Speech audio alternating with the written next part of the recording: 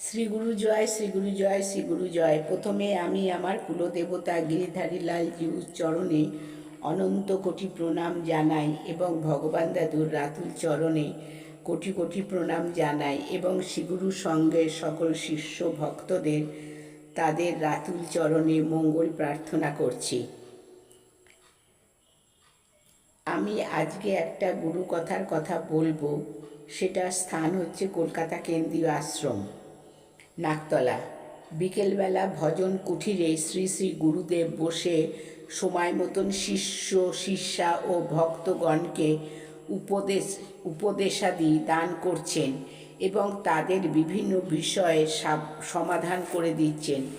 এমন সময় জনৈকা শিষ্যা ঘরে প্রবেশ করতেই শ্রী শ্রী গুরুদেব বলে উঠলেন, মা, তোমরা কালীঘাটে গেছিলা?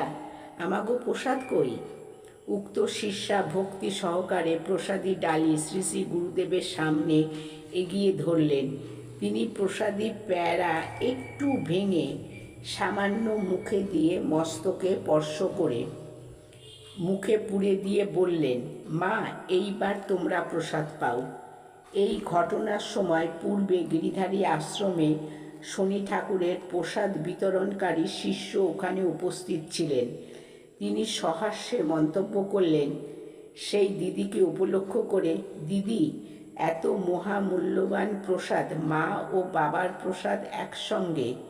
বলে শ্রী শ্রী গুরুদেবের দিকে তাকাতেই শ্রী শ্রী গুরুদেব উত্তর দিলেন, মা বাবাকে তুমি কি এখনো আলাদা ভাবো নাকি? এত ধর্মপুস্তক লেখার পর? শিষ্য ভাবলেন, তাই তো। বিভিন্ন ধর্ম সভায় তিনি গুরু ও শক্তির অভেদ এই তত্ত্ব সম্বন্ধে বক্তৃতা করেছেন।